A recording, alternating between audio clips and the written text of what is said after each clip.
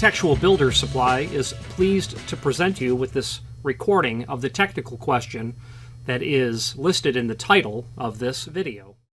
This call may be monitored and recorded for quality assurance. Hey, B Supply, this is Richard. Hi, Richard. This is Cory. How are you today? Oh, good. How are you? I'm doing well. I actually had a request on, or an order I took for some of these latch protectors, and I realized I understand the application, it's security, but then I started flipping through the catalog and saw door wraps and additional layers, and I'm just curious, different, does this usually come installed on your door? I mean, I can imagine sometimes there can be vandalism and you gotta to make it work after the fact. But like, are there different grades of security? I mean, I know I've seen some pretty intense vandal resistant equipment, but just kind of like the full scope, entry level door protection like that, and what sort of questions to ask and where it could go. Yeah. So are we talking about door reinforcers or latch protectors? Yeah. So my request was on like actual latch protector. Okay. Like I said, as I was flipping through the catalog, I saw it looks like door wraps and whole level of protection available. Yeah, and you were in ProLock. Correct. Yeah, that was a ProLock catalog. Okay. So yeah, ProLock is good. They have their entry Armo catalog, and I like Donjo more only because their catalog's more comprehensive. So using Donjo as a guide, when you get into latch, so the answer is no, they're not automatically installed on doors. And latch protectors can be something that are just simply not used, or they can be something that is used. And when they're used, they're generally more of a deterrent in lots of instances. And there is varying degrees of effectiveness, all the way from not really effective to like, oh yeah, that prevented someone from breaking in. And when it comes to latch protectors, really the first thing that you have to know is, does the door swing in or out?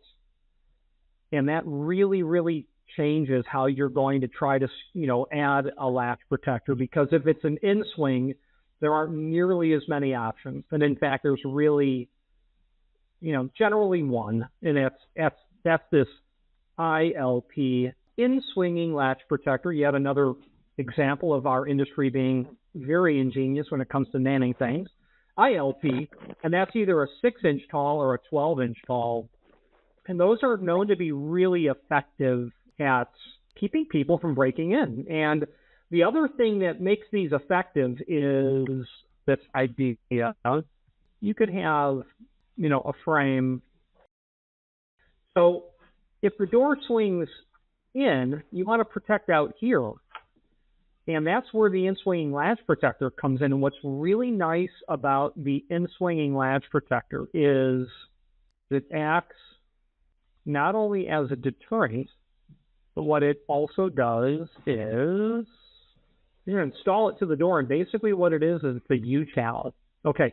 And the second part of the unit is an offset bar that mounts, and this time I'll hold it off the jamb so you can see it. Okay. It's in the very exaggerated sense, it's like this. What? So that offset bar fits or nests into the U-shaped style. Now this does two things: prevent people from tampering with the bolt, but it does something else.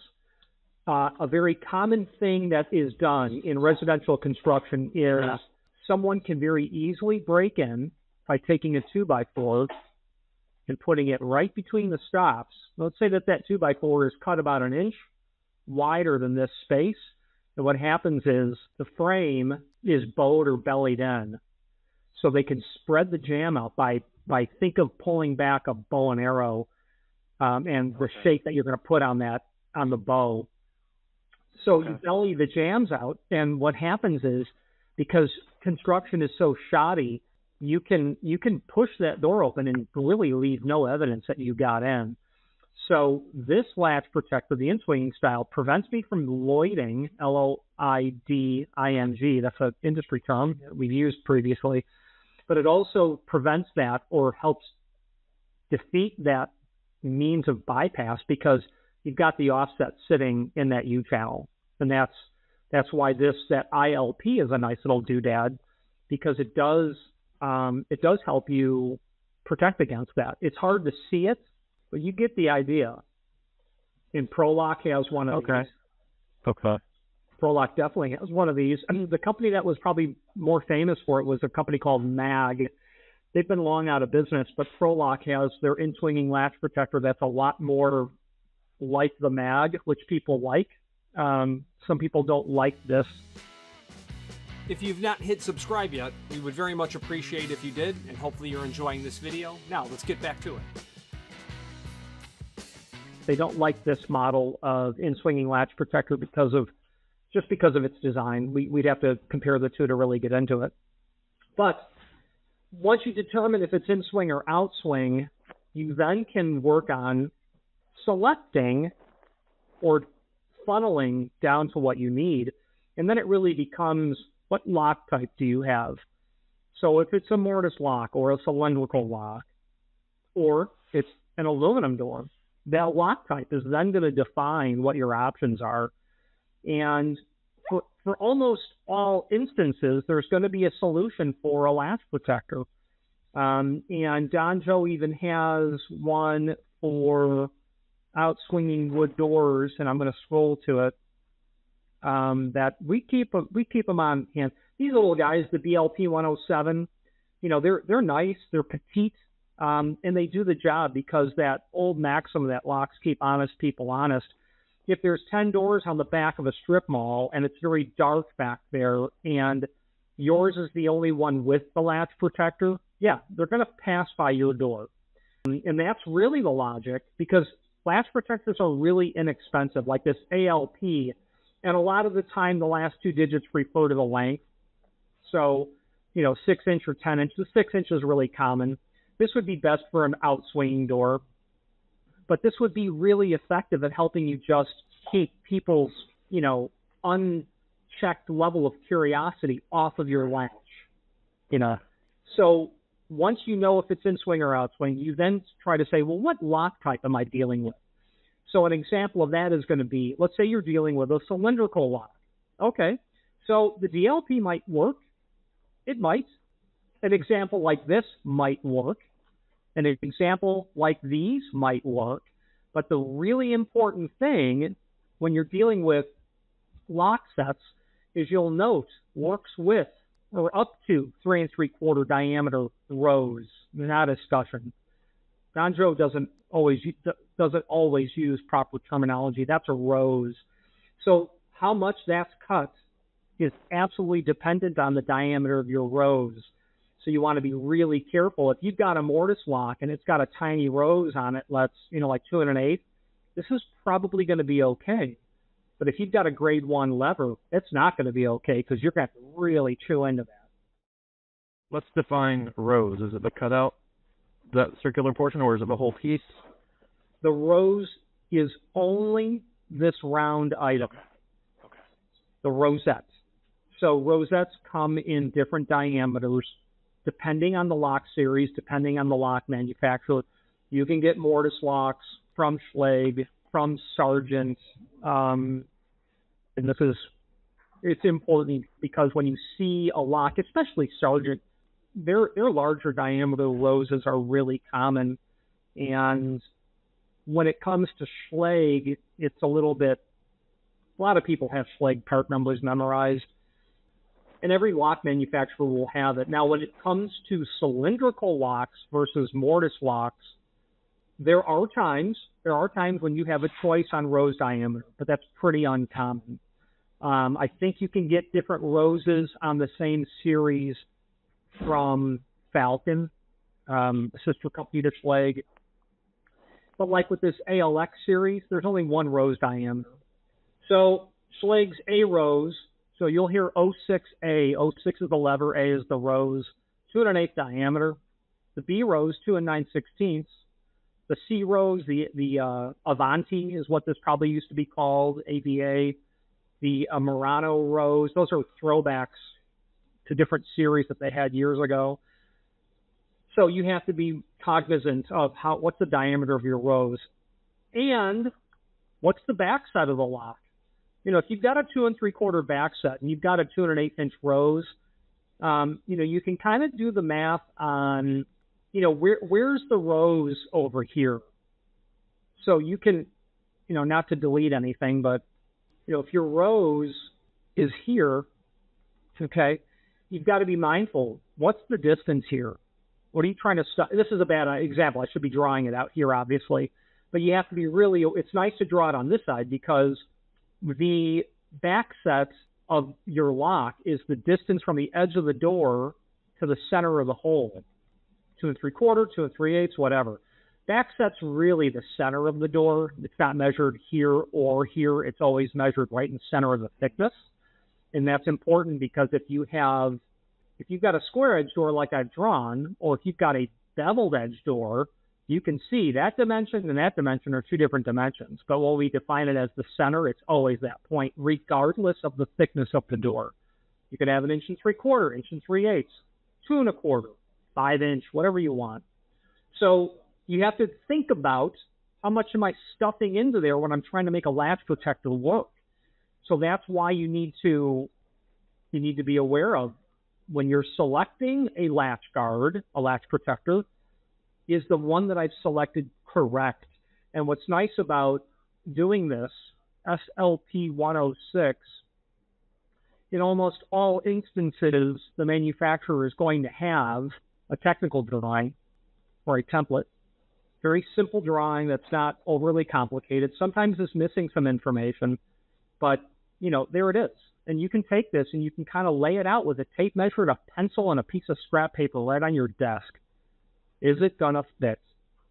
If you're doing 2 3/4 back set, yeah, this is going to fit. For sure. I mean, as long as your rows, you've got 23, 30 seconds now maybe, so you've got to make sure 1 in 23. So yeah, 3.5 inch diameter rows for sure is going to be fine with this. Now you'll note that they called out ones that were appropriate with 3 3/4. That's going to be your grade 1 lever locks by your normal people. So lock type. Then of course, what's the door style? And then it's always really beneficial to read the catalog because there will be little tips and tricks that are buried inside of here. Now, you see the EBF. I don't know what that stands for, but I know what it means. And EBF is this. When you have to install a latch guard onto a door, you're going to run that bolt basically right through here, okay? The distance between the face of the door and the face of the stop is usually about 1/8 of an inch, 3/32, really small. You try to put the head of a carriage bolt out here, yeah, you got a problem. So what that EBF fastener is,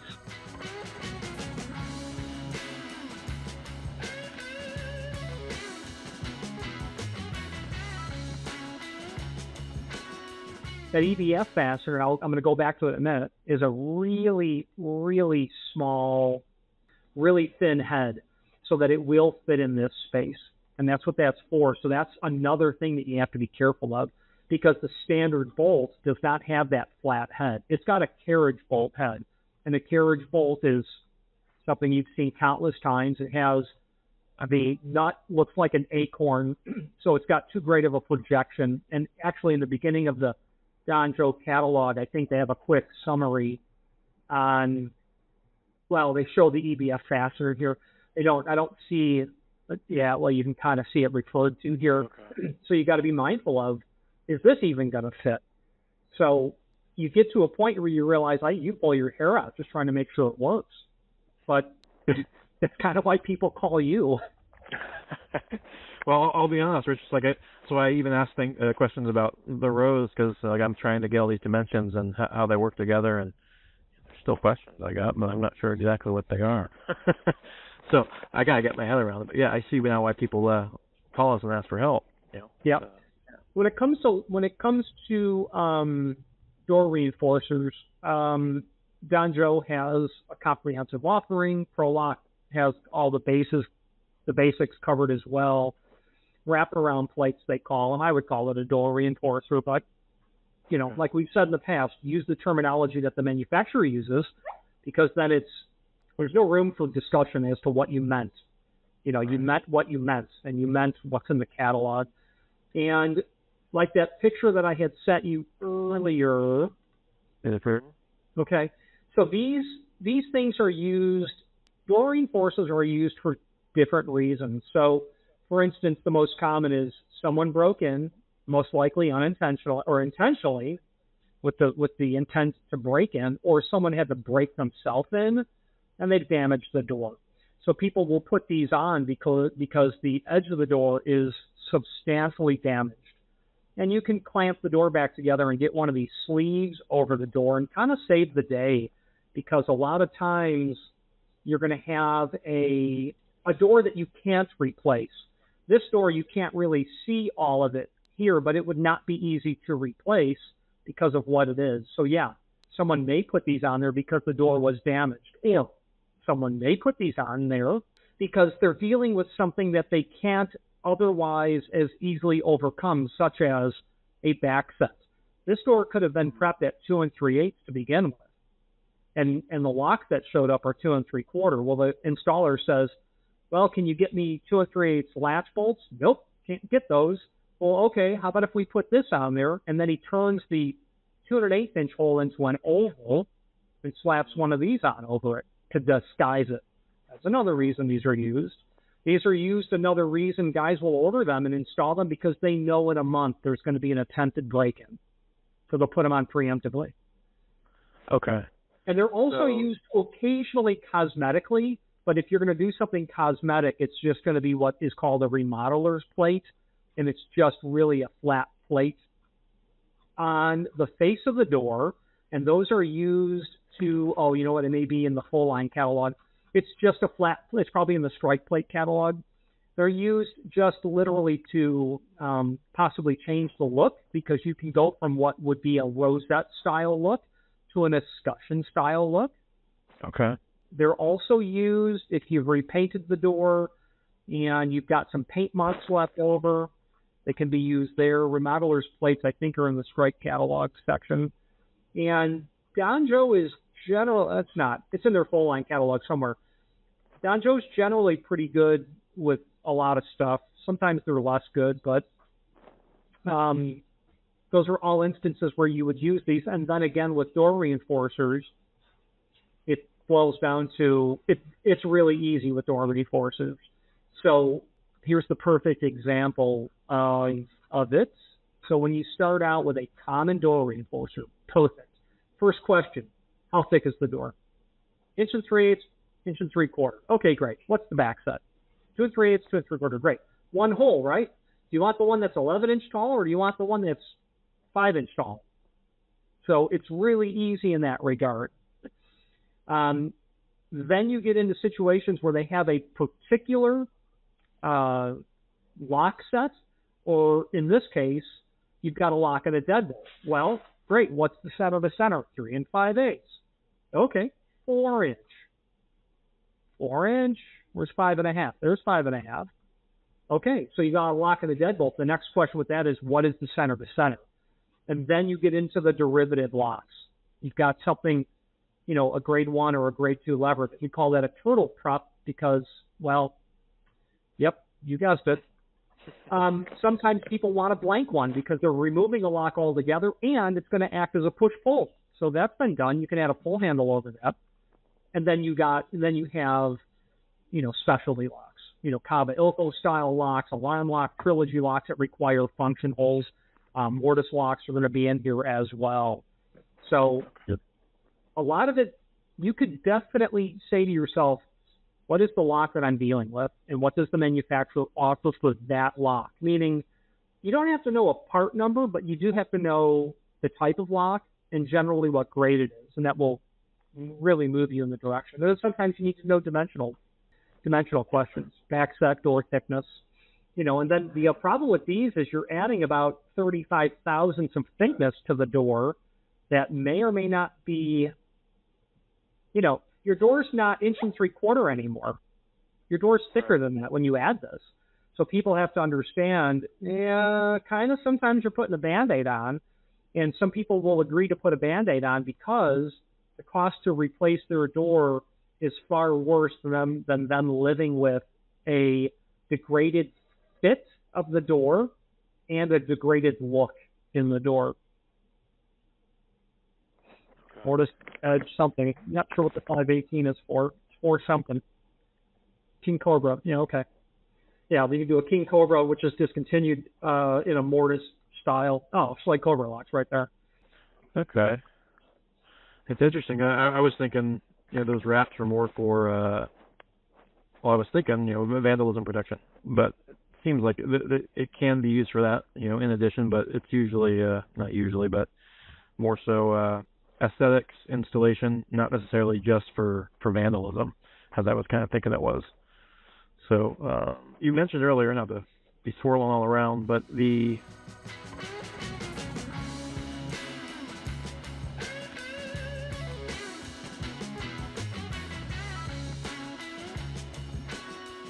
ILP, the in-swing latch protector, and you mentioned that someone could take a 2x4 and bow out the jam. That's, I imagine, this is on a wood frame, correct? Oh, definitely. Yeah, wood frame, wood door. If there's a deadbolt installed, you're really going to have to spread that open a lot. But here where we are now, we're not in the West Loop. We're in Fulton Market. But in the West Loop, my wife's first cousin who I was with on Tuesday night, renewing bonds of friendship between the Shire and Bree, 25 years ago, he asked me to come down and install this because in the hallway, people were breaking in. And he didn't get broken into, but he called me up and says, Rich, what am I going to do? They're breaking in with a 2x4 and spreading the jam. I'm like, got it, I'll come down. Slap this on. He never had a problem. Wow. Took me 20 minutes to install, cost him a dinner, and everyone's happy. Okay. Very good. It's kind of funny. Like I said, I was thinking they were a similar application. The two things I mentioned, and they're kind of slightly different, although they're adjacent. But yeah. Okay. Hey, Cory. Yeah. So we're going to upgrade your Tech Talk Tuesday host with my dad, Terry. Terry, this is Cory. Hello, Cory. Hi, Terry. What do you have to add in? So Cory's area of expertise is in fire safety hardware. Yeah. Like, this is the Cory that works for architectural. Yeah, like fire safety equipment, fire extinguishers. Builder's hardware is relatively new to him. Do you have anything to add when it comes to guy walks in and needs a latch protector? Guy walks in and needs a door reinforcer. What does Cory need to ask? What does he need to find out? I want to make it depends on the product he wants to buy. It would be you might need to know the back set, 2 3/8 or 2 3/4. You might need to know the thickness of the door. You're certainly going to need to know the finish that he wants because you may not have it in stock and it may not be available if it was oil rub bronze. You need to know if you want to have the kind that U channels over the door or if it's surface mounted, if it's the one that's got the offset on it. And I haven't done this for over 20 years, so I don't remember. But you're the head trainer. You're the head trainer, Terry. Oh, hell no. My son has eclipsed me by light years. We were steak and eggs. He's caviar over here. Well, he talks you up good, so. Well, I appreciate that. I'm the guy with the pickup truck. That's what that is. Ain't nothing wrong with that. That's not a bad guy to be. Okay. Well, very good. It seems like you kind of mentioned all the same things that Richard mentions.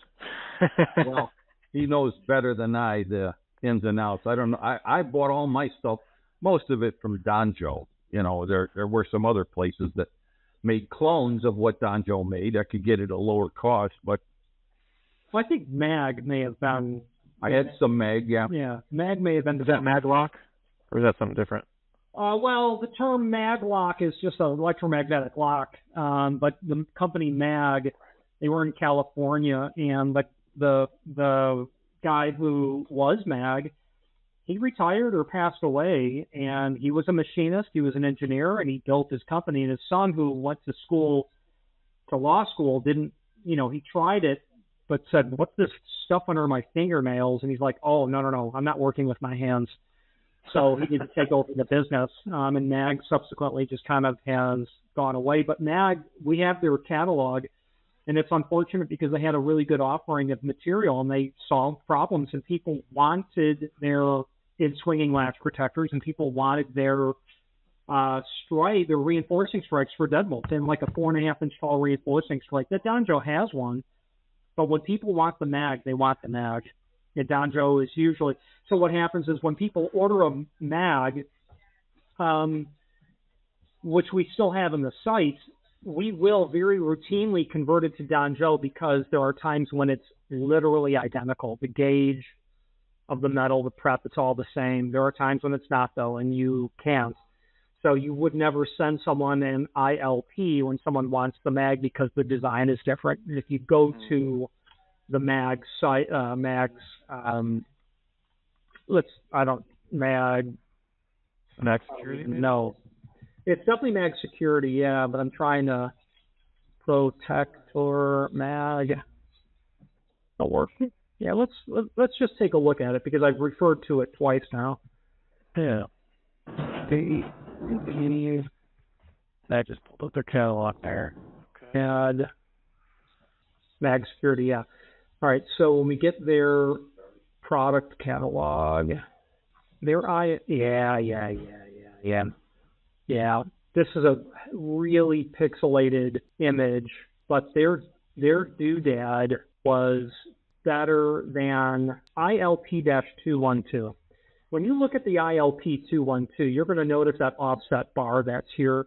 The issue is and I had forgotten what the difference is, but now I recall. The difference is you can never cover the heads of the screws on the offset bar.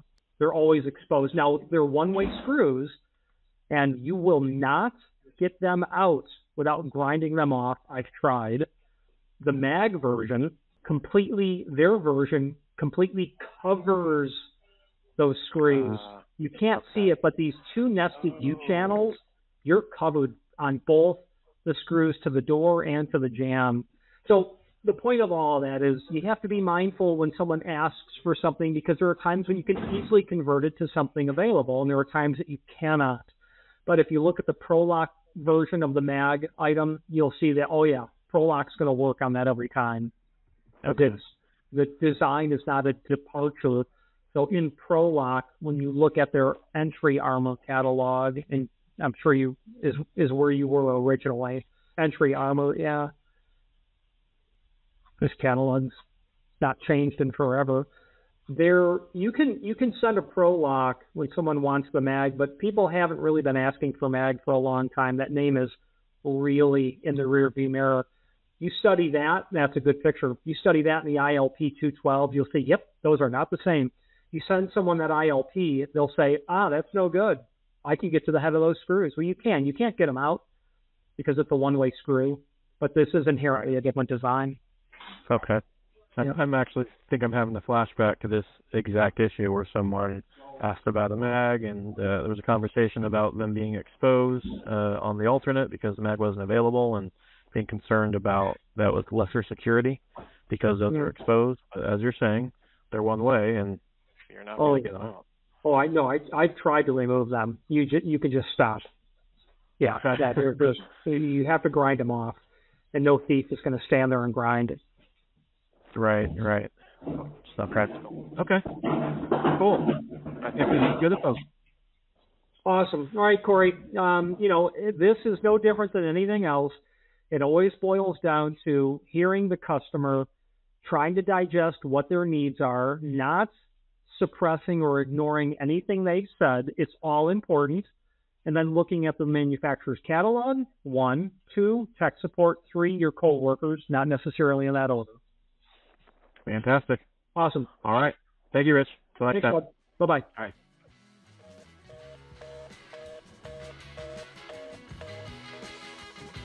Architectural Builders Supply hopes you have enjoyed this program. Please click thumbs up, please subscribe, and maybe even send the video to someone that you know. Thank you.